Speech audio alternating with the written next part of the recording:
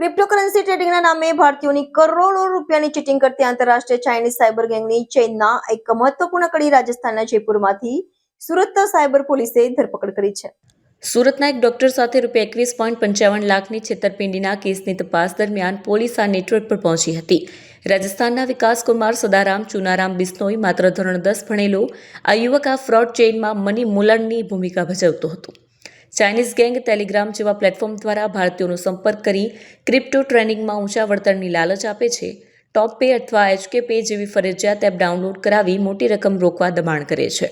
ભોગ બનનાર પૈસા ટ્રાન્સફર કરે ત્યારે તે પૈસા ભારતમાં જ ગેંગના કંટ્રોલમાં રહેલા બેંક એકાઉન્ટમાં જતા હતા. તેના 16 બેંક એકાઉન્ટમાં દેશભરમાંથી લૂંટાયેલા પૈસા જમા હતા. તે P2P ટ્રેડિંગ દ્વારા બાયનાન્સ પર આ બ્લેક મનીની ક્રિપ્ટોકરન્સી ખરીદતો. ખરીદેલી USDT તે ચાઇનીઝ ગેંગને મૂળ ભાવ કરતાં ઊંચા ભાવે વેચતો. દરેક કોઈન પર તેને માત્ર ₹3-4નું કમિશન મળતું. આરોપીના બેંક એકાઉન્ટની તપાસ કરતા દેશભરની 63 ફરિયાદો તેની સાથે જોડાયેલી મળી. આ બધી ફરિયાદોમાં કુલ ₹22.45 કરોડની છેતરપિંડી થઈ હોવાનો ખુલાસો થયો. આરોપી વર્ચ્યુઅલ વોટ્સએપ નંબર દ્વારા સીધો ચાઇનીઝ ગેંગના માસ્ટરમાઇન્ડ સાથે સંપર્કમાં હતો. પોલીસે તેનો 3 દિવસનો પોલીસ રિમાન્ડ મેળવ્યો છે, જેમાં નેટવર્કના અન્ય સભ્યો અને ચાઇનીઝ ગેંગ સુધીની કડીઓ શોધવાનો પ્રયત્ન કરશે. 10મા મહિનામાં સુરત સાયબર ક્રાઇમ સેલ દ્વારા એક ઇન્વેસ્ટમેન્ટ ફ્રોડનો કેસ નોંધવામાં આવ્યો હતો, જેમાં જે ફરિયાદી છે એક ડૉક્ટર છે અને એમની સાથે ક્રિપ્ટોકરન્સીમાં ઇન્વેસ્ટ કરીને વધારે રિટર્ન્સ મળશે એવી લોભ લાલચ આપીને એમની પાસેથી 21 લાખ રૂપિયા જેટલા પડાવવામાં આવ્યો હતો. અને આ ગુનાનું તપાસ કરતાં અમે લોકોને ખબર પડી કે ખરેખર જે ફ્રોડ કરનારી જે ગેંગ છે એ ચાઇનીઝ છે અને જે આપણે જે ફાઇનાન્શિયલ મોડ્યુલ છે એ ખરેખર ઇન્ડિયાથી ચાલે છે.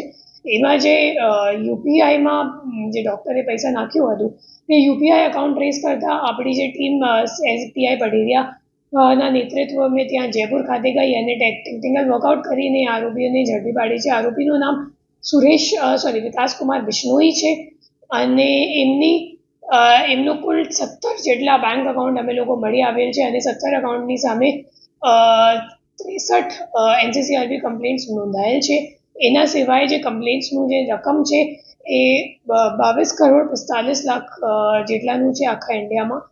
આ જે આરોપી છે એમની પૂછપરછ કરતાં ખબર પડી કે જે ચાઇનીઝ ગેંગ છે એમને દ્વારા ક્રિએટ કરેલા બે પ્લેટફોર્મ છે, ટોપ પે અને HK પે.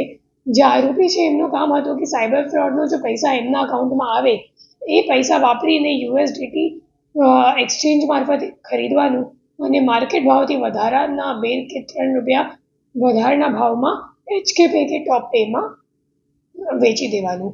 તો એનાથી જે ફ્રોડ કરનારી ગેંગ છે એમને USDT મળી જાય, જે ફ્રોડની રકમ છે એમની, અને આ જે આપણો આરોપીઓ છે એમને પોતાનું એક કમિશન મળી જાય USDT વેચવાથી.